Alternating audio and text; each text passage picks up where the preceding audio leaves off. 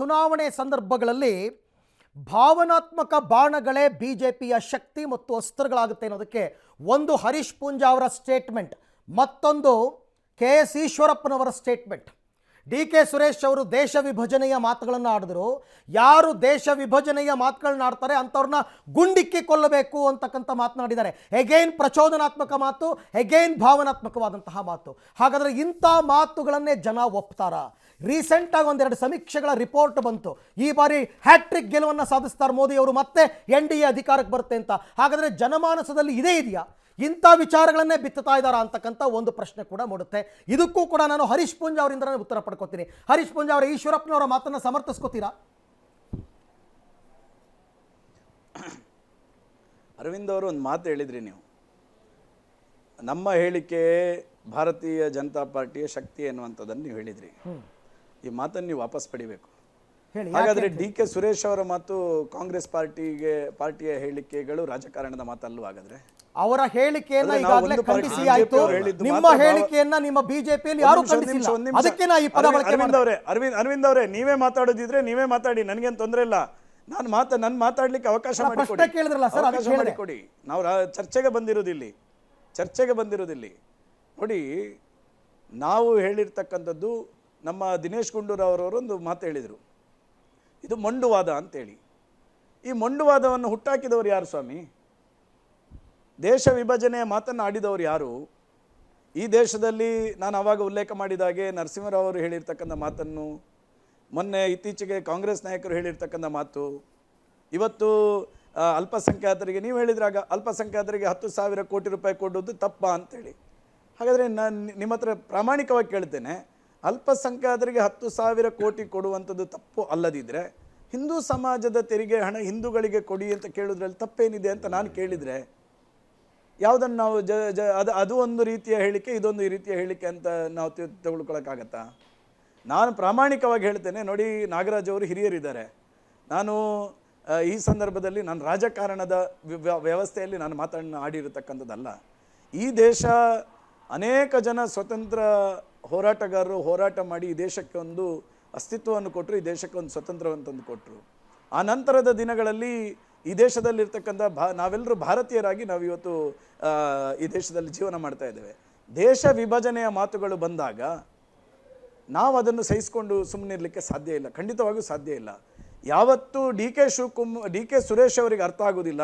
ನಾನು ಹೇಳಿರ್ತಕ್ಕಂಥ ಹೇಳಿಕೆ ತಪ್ಪು, ಭಾರತದ ಅಖಂಡತೆಯ ಬಗ್ಗೆ ನಾನು ಹೇಳಿರ್ತಕ್ಕಂಥ ಮಾತು ತಪ್ಪು ಎನ್ನುವಂಥದ್ದು ಅವರಿಗೆ ಅರ್ಥ ಆಗಬೇಕಾದ್ರೆ ಈ ದೇಶದಲ್ಲಿರ್ತಕ್ಕಂಥ ಹಿಂದೂಗಳ ತೆರಿಗೆ ಹಣ ಹಿಂದೂಗಳಿಗೆ ಕೊಡಿ ಎನ್ನುವಂಥ ನನ್ನ ಮಾತು ಅವರಿಗೆ ಅರ್ಥ ಆಗಬಹುದು ಅಂತ ನಾನು ತಿಳ್ಕೊಂಡು ನಾನು ಕೇಳಿದ್ದು. ನೋಡಿ, ಆಯ್ತು, ನಿಮ್ಮ ಮಾತಾಯ್ತಲ್ವಾ? ನಾನು ಕೇಳಿದ್ದು ಈಶ್ವರಪ್ಪನವರ ಹೇಳಿಕೆಯನ್ನು ನೀವು ಸಮರ್ಥಿಸ್ಕೋತೀರಾ? ಇದು ನನ್ನ ಪ್ರಶ್ನೆಯಾಗಿತ್ತು. ನೋಡಿ ಅರವಿಂದ್ ಅವರೇ, ಈಶ್ವರಪ್ಪನವರು ಮತ್ತೊಂದು ಹೇಳಿಕೆ ಕೊಟ್ಟಿದ್ದಾರೆ, ನಿಮ್ಮದೇ ಮಾಧ್ಯಮದಲ್ಲಿ ಇವತ್ತು ಪ್ರಸಾರ ಆಯಿತು. ನಾನು ಹೇಳಿರ್ತಕ್ಕಂಥದ್ದು, ಈ ದೇಶದಲ್ಲಿ ದೇಶ ವಿರೋಧಿ ಭಾವನೆಯ ಮಾತುಗಳನ್ನು ಆಡಿದವರಿಗೆ ನೀವು ಗುಂಡಿಕ್ಕಿ ಕೊಡಲಿ ಅಂತ ಹೇಳುವಂಥದ್ದು ನಾನು ಪ್ರಧಾನಮಂತ್ರಿಯವರಿಗೆ ಆಗ್ರಹ ಮಾಡಿದ್ದೇನೆ ಅನ್ನುವಂಥ ಮಾತನ್ನು ಹೇಳಿರೋದು. ಅವರು ಡಿ.ಕೆ. ಸುರೇಶ್ ಅವ್ರ ಬಗ್ಗೆ ಮಾತನ್ನು ಆಡಲಿಲ್ಲ ಎನ್ನುವಂಥದ್ದನ್ನು ನಿಮ್ಮ ಈಗ ಮಾಧ್ಯಮದಲ್ಲಿ ಅವರು ಕೊಟ್ಟಿರ್ತಕ್ಕಂಥ ಬೈಟಲ್ಲಿ ನಾನು ಕೇಳಿಸ್ಕೊಂಡೆ. ಪ್ರಾಯಶಃ ಈ ದೇಶದಲ್ಲಿರ್ತಕ್ಕಂಥ, ನಾನು ಹೇಳಿದ್ದು ಇದನ್ನು ಸಮಾನವಾಗಿ ಎಲ್ಲರೂ ಒಪ್ತಾರೆ ಅಂತ ನನಗೆ ಅನಿಸ್ತದೆ.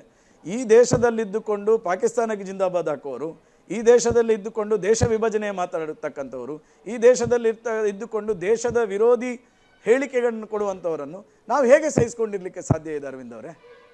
ಇದು ನಮ್ಮ ಮನೆ, ನಮ್ಮ ಮನೆಯ ವಿಚಾರವನ್ನು ನಾನು ಮನೆಯಲ್ಲಿ ಹೋಗಿ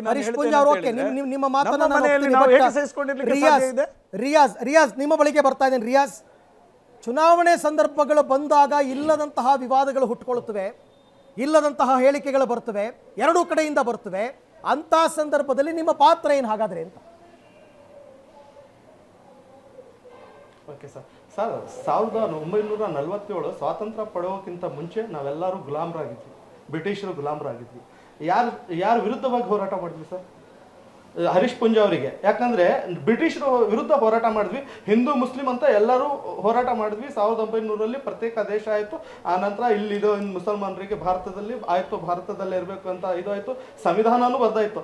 ಆ ನಂತರ ಈಗ ಈಗ ಎತ್ಕಟ್ಟು ಅಂತ ಕೆಲಸ ಆಗ್ತಾ ಇರೋದು ಮುಸಲ್ಮಾನರಿಗೆ, ತೋರಿಸ್ತಾ ಇರೋದಂತಹದ್ದು ಮುಸಲ್ಮಾನರಿಗೆ. ಇವತ್ತು ನೋಡಿ, ಸಂವಿಧಾನ ಅಂದ್ರೆ ಸ್ವಾತಂತ್ರ್ಯವನ್ನೇ ಕಳ್ಕೊಳ್ಳೋ ಪರಿಸ್ಥಿತಿ ನಿರ್ಮಾಣವಾಗಿದೆ.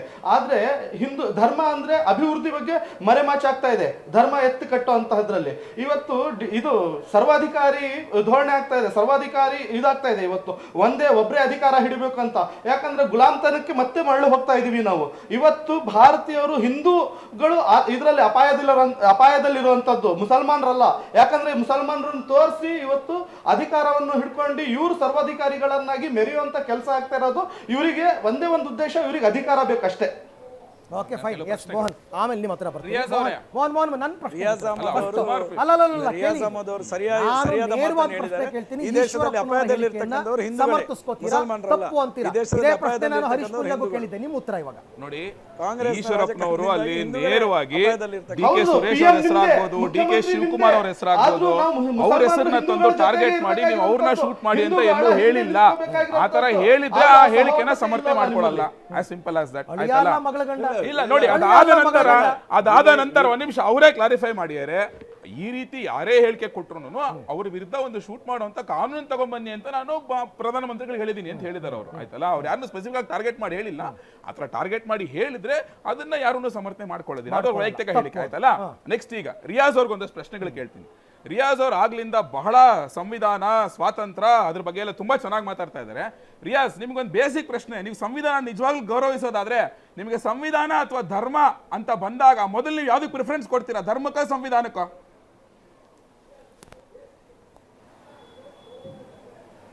ಧರ್ಮಕ್ಕೆ.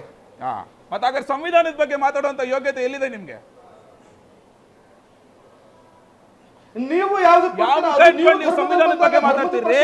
ಒಂದು ಟಿವಿಯಲ್ಲಿ ಕುತ್ಕೊಂಡು ನೀವು ನನಗೆ ಧರ್ಮ ಮುಖ್ಯ ಸಂವಿಧಾನಕ್ಕಿಂತ ನಾವು ಸಂವಿಧಾನ ಸಂವಿಧಾನ ವಿರೋಧಿ ಕೆಲಸಗಳನ್ನ ಮಾಡ್ಕೊಂಡು ದಿನ ಬೆಳಗ್ಗೆ ಇರೋದು ನೀವು. ಗಲ್ಲಿ ಗಲ್ಲಿಗಳಲ್ಲಿ ದಾರಿ ತಪ್ಪಿಸ್ತಾ ಇರೋರು ನೀವು.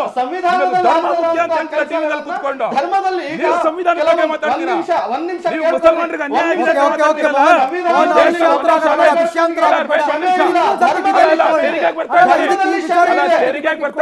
ಈಗ ನೀವು ಮತ್ತೆ ರಿಯಾಜ್ ಅವ್ರಿಗೆ ಅದೇ ಪ್ರಶ್ನೆ ಕೇಳಿದ್ರೆ ಅದೇ ರೀತಿ ಉತ್ತರ ಕೊಡ್ತಾರೆ. ನಮ್ಮ ಟಾಪಿಕ್ ಬೇಕಲ್ಲ? ಅದೇ ತೆರಿಗೆ ವಿಚಾರಕ್ಕೆ ಅಲ್ಲ, ತೆರಿಗೆ ಅಲ್ಲ ನಾ ಕೇಳ್ತಾ ಇರೋದು. ನಾನು ಕೇಳ್ತಾ ಇರೋದು ಈಶ್ವರ, ಆ ತೆರಿಗೆ ವಿಚಾರ ಆಯ್ತು. ನಾನು ಕೇಳ್ತಾ ಇರ್ತಕ್ಕಂಥದ್ದು ಈಶ್ವರಪ್ಪನವರ ವಿಚಾರ. ಈಗ ಒಂದು ಟ್ರಿಕ್ಕಿ ಇದೆ ಇಲ್ಲಿ, ನಾಗರಾಜ್ ಯಾದವ್ ಅವರೇ. ಒಂದು ಪ್ರಶ್ನೆ ಕೇಳ್ತೀನಿ ನಾನು. ಈಶ್ವರಪ್ಪನವರ ಮಗದೊಬ್ಬರ ಪಕ್ಕಕ್ಕೆ ಇಟ್ಬಿಡಿ. ಒಬ್ಬ ದೇಶದ್ರೋಹಿಗೆ ಗುಂಡಿಟ್ಟು ಕೊಲ್ಲಬೇಕು ಅಂತ ನಾನು ಅಂದ್ರೆ ಅದು ನೀವು ಒಪ್ತೀರಾ ಇಲ್ವಾ? ಖಂಡಿತವಾಗ್ಲೂ ದೇಶದ್ರೋಹ ಇದ್ರೆ ಗುಂಡಿಟ್ಕೊಳ್ಳೋದು ಕಾನೂನು ಕ್ರಮಗಳ ಕೈಗೊಳ್ಳಬೇಕಾಗ್ತದೆ.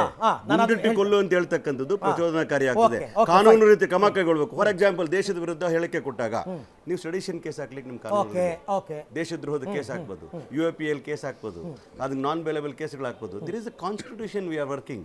ನಾವು ಹಿಟ್ಲರ್ ತರ ಕೆಲಸ ಮಾಡ್ಲಿಕ್ಕಾಗಲ್ಲ. ಅವರ ಹೇಳಿಕೆಗಳು ಹಿಟ್ಲರ್ ರೀತಿಯಲ್ಲಿ ಇರ್ತಕ್ಕಂಥದ್ದು, ಅನ್ಕಾನ್ಸ್ಟಿಟ್ಯೂಷನ್ ಇರ್ತಕ್ಕಂಥದ್ದು. ಆದ್ರೆ ರಿಯಾಜ್ ಅವ್ರು ಮಾತಾಡುವಾಗ ನಾನು ಕೇಳಿದ್, ನನ್ನ ಹತ್ರ ಹೇಳದೇ ಇದ್ರು ಕೂಡ ನಾನು ಹೇಳ್ತೀನಿ, ಧರ್ಮ ಮೊದಲು ಅಂತ ಹೇಳಿದ್ರೆ ಧರ್ಮ ನಿಮ್ಗೆ ವೈಯಕ್ತಿಕ ಆಗ್ತದೆ. ಈ ದೇಶ ಅಂದ್ರೆ ಸಂವಿಧಾನ ಕೂಡ ಒಪ್ಲಿಕ್ಕಿಲ್ಲ. ನಾನು ತಪ್ಪು ಅಂತ ಹೇಳೋನು. ರಿಯಾಜ್ ಅವರೇ, ನಿಮಗೆ ಧರ್ಮ ದೊಡ್ಡದಿದೆ ನಿಮ್ಮ ಮನೆ ಬಾಗಿಲಿಗೆ, ನಿಮಗೆ ನಿಮ್ ವೈಯಕ್ತಿಕವಾಗಿ ದೇಶ ಹೊರಗಡೆ ಬಂದಾಗ ನಾನು ಮುಗಿಸ್ತೀನಿ. ದೇಶ ಅಂತ ಬಂದಾಗ 140 ಕೋಟಿ ಜನ ಬಂದ ಮನುಷ್ಯತ್ವ ಮತ್ತು ಸಂವಿಧಾನ ಅಂತಕ್ಕಂಥದ್ದೇ ಇರಬೇಕೆ ಹೊರತು ನನ್ನ ವೈಯಕ್ತಿಕ ಅಜೆಂಡೆಗಳು, ನನ್ನ ವೈಯಕ್ತಿಕ ಆಚರಣೆಗಳು, ನನ್ನ ವೈಯಕ್ತಿಕ ಧರ್ಮ ವಿಚಾರಗಳು ನನ್ನ ಕುಟುಂಬಕ್ಕೆ ನನಗೆ ಸೇರಿರ್ತಕ್ಕಂಥದ್ದು. ದೇಶ ಮೊದಲು ಅನ್ನೋದಾದ್ರೆ ಸಂವಿಧಾನನೇ. ಹಾಗಾದ್ರೆ ರಿಯಾಜ್ ಅಹಮದ್ ಅವರೇ, ಸರ್ ಬಂದೆ, ರಿಯಾಜ್ ಅಹಮದ್ ಅವರೇ ಧರ್ಮ ಮೊದಲು ಅಂತ ತಾವು ಹೇಳಿಕೆ ಕೊಟ್ರಲ್ಲ, ಹಾಗಾದ್ರೆ ಹರೀಶ್ ಪೂಂಜಾ ಹೇಳಿರೋದ್ರಲ್ಲಿ ತಪ್ಪೇನು? ಹಿಂದೂಗಳ ಟ್ಯಾಕ್ಸ್ ಹಿಂದೂಗಳಿಗೆ ಬರಬೇಕು ಅಂತ ಅವ್ರು ಹೇಳಿಕೆ ಕೊಟ್ಟರು. ಎರಡು ಹೇಳಿಕೆಗಳು ತಪ್ಪು. ಹರೀಶ್ ಪೂಂಜಾ ಅವರ ಹೇಳಿಕೆ, ಅರವಿಂದ್ ಸರ್, ಹರೀಶ್ ಹೇಳಿಕೆನೂ ತಪ್ಪು, ರಿಯಾಜ್ ಮಾಡೋದು ಟೈಮ್ ಕಡಿಮೆ ಇರೋದ್ರಿಂದ ಈಶ್ವರಪ್ಪನವ್ರ ವಿಚಾರಕ್ಕೆ ಬರೋಣ. ಈಶ್ವರಪ್ಪ ಮೊದಲನೇ ಬಾರಿ ಮಾತಾಡ್ತಾ ಇಲ್ಲ, ಯಾವಾಗಲೂ ಒಂದ್ಸಲ ಅಪ್ಪಿ ಮಾತಾಡಿದ್ರೆ ನೋಡಿ. ಈಗ ಹರೀಶ್ ಪೂಂಜಾ ಇದ್ದಾರೆ, is an youngster is coming up, he can correct himself. But Eshwarappa is deputy chief minister, ಭಾಳ ಸೀನಿಯರ್ ಆಗಿರ್ತಕ್ಕಂಥವ್ರು. ಒಂದ್ಸಲಿ ಅಲ್ಲ 100 ಬಾರಿ ಮಾತಾಡಿರ್ತಕ್ಕಂಥ ನೋಡಿದಿರಿ. ಈ ದೇಶದ ಬಾವುಟದ ಬಗ್ಗೆ ಮಾತಾಡಿದ್ರೆ ಒಂದಲ್ಲ ಒಂದು ದಿವಸ ಕೇಸರಿ ಬಾವುಟ ನಮ್ಮ ದೇಶದ ಭಾಗವತ್ ಧ್ವಜ ಬಂದ್ಬಿಟ್ಟು ರಾಷ್ಟ್ರ ಧ್ವಜ ಆಗ್ತಂತ ಎಷ್ಟು ಅವೇಳನಕಾರಿಯಾಗಿ ಮಾತಾಡ್ತಾರೆ ದೇಶಕ್ಕೆ. ತಪ್ಪು. ಇನ್ನೂ ಎಕ್ಸಾಂಪಲ್ ಕೊಡ್ತೀನಿ, ನಾನು ಕೊಡ್ತೀನಿ. ಒಂದು ಬ್ರೇಕ್ ತಗೊಳ್ತಕ್ಕಂಥ ಎಕ್ಸಾಂಪಲ್. ಈಗ ಒಂದು ಬ್ರೇಕ್ ತಗೋತೀನಿ. ಬ್ರೇಕ್ ನಂತರ ಎತ್ತ ಸಾಗುತ್ತಿದೆ ಭಾರತ ಅಂತಕ್ಕಂಥ ಒಂದು ಗಂಭೀರವಾದ ಪ್ರಶ್ನೆನ ಇಟ್ಕೋತೀನಿ ನಾನು. ಚುನಾವಣೆಗಳು ಬಂದಾಗ ಈ ಥರ ಪ್ರಚೋದನೆ ಮಾಡಿಬಿಟ್ಟು ರಾಜಕಾರಣಿಗಳು ಮರ್ತು ಬಿಡ್ತಾರೆ.